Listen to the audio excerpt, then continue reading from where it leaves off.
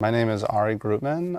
My project is Projection. It's a it's a short film that's an invasion horror, and I kind of wanted to do it a little bit like non-traditional, in the veins of like, you know, Evil Dead, Lighthouse type of stuff. Some days I wish I could just die. Have my skull caved in and just be rid of all this disappointment and shame. I think a mentor of mine once said, and it's something that I've tried to, you know, I'm famously very self-deprecating.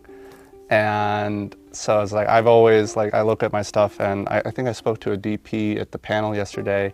It's like, I can't stand my own work. And I'm trying to get past that, trying to be more positive.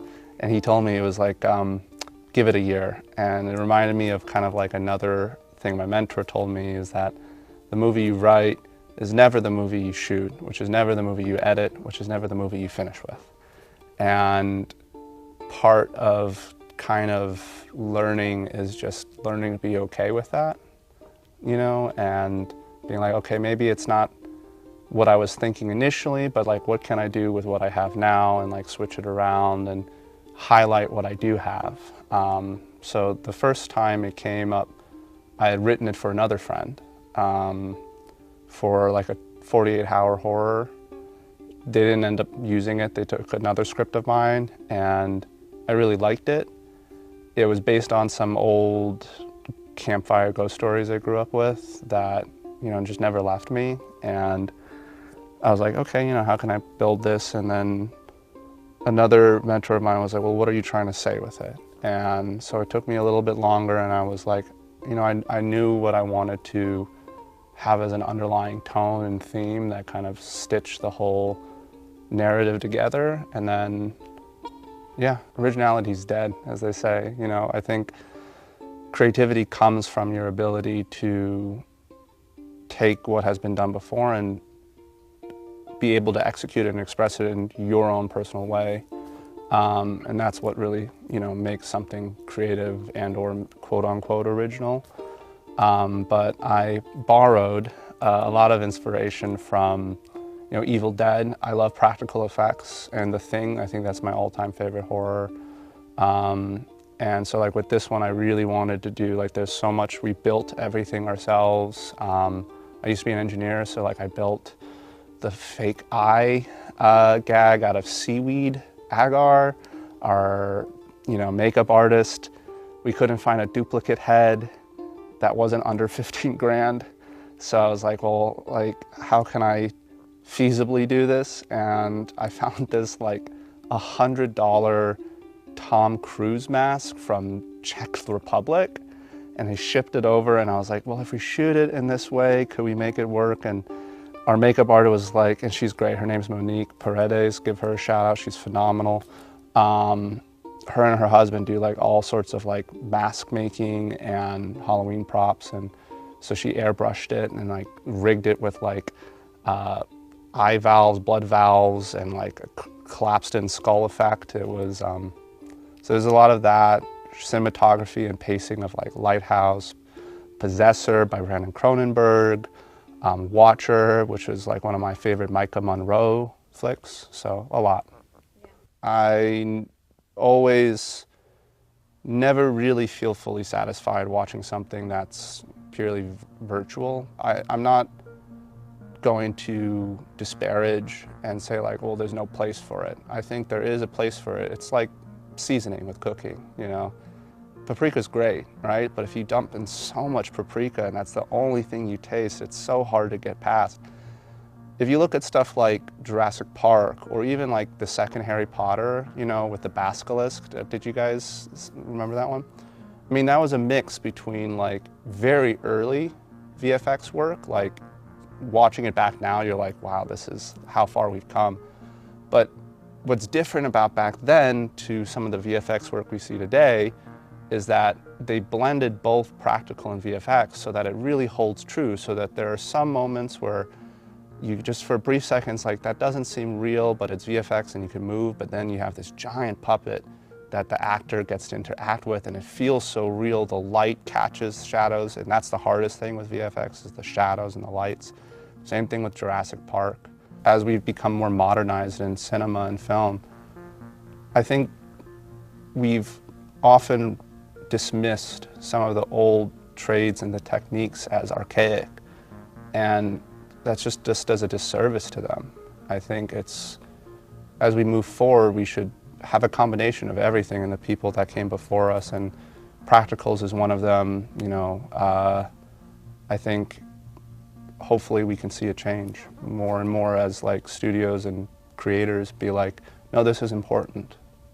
I mean, when you're the only person, like, I'm a nobody, so, you know, I'm working hard, and when you're where I'm at, you know, you're doing everything, and you're trying to get everything together. So, yeah, I spent 5 months experimenting with the fake eye. I trained my dog to act in this film, who's this, like, really crazy Australian Shepherd. I love her to death, but she's like too smart, you know, where it's like she's learned to open doors. She's has a strong vocabulary that she knows, so she doesn't have to listen to me if she doesn't want to.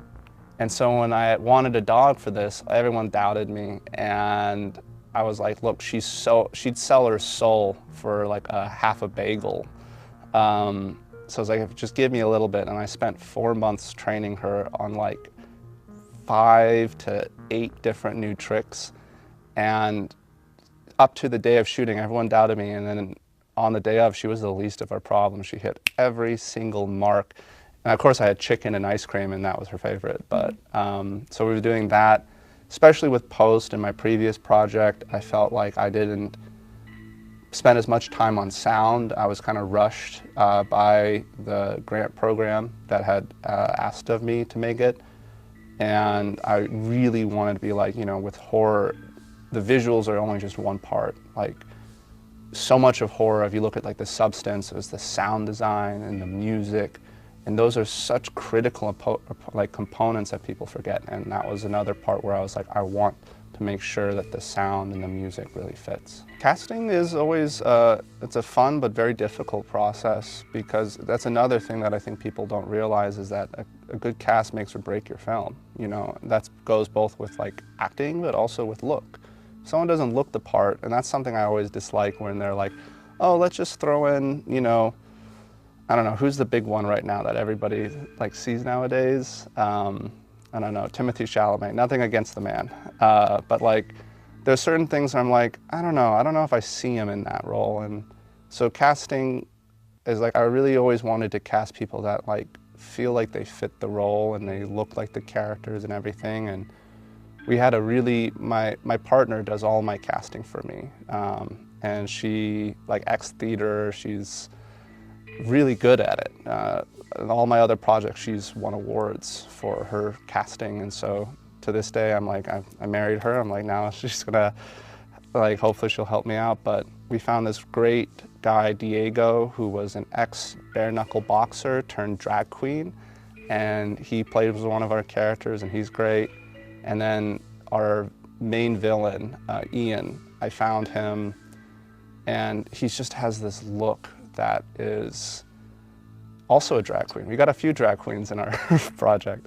And he has this eerie, very tall, lanky figure that I was like, oh, like I saw him in a friend's project, and I was like, I need his name. Like, I need him, he's great.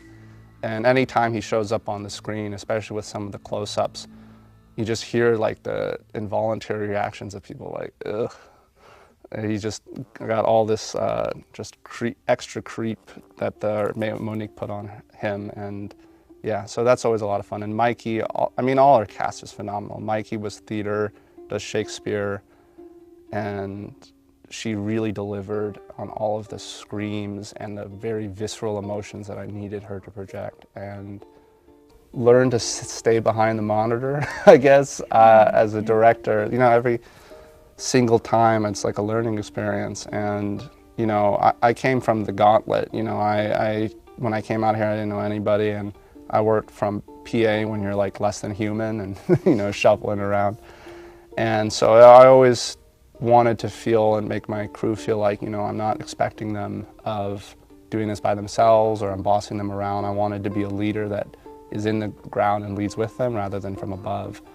And, you know, I think there's a way I can do that, but I was also running around on set because I was like, you know, is the makeup team doing okay? You know, is Grip and Electric, are they doing okay? And I just need to learn to like trust in my AD and being like, you know, hey, you know, if I need something, can you go check with them and have them so that I can like stay behind the monitor, make sure things are all running smoothly. And I think that lesson is something I want to take into my next project is, you know, both like being able to lead still with the team and the crew, but also be in the same spot so I know that, you know, I'm still directing and leading everything in the way that I want it to.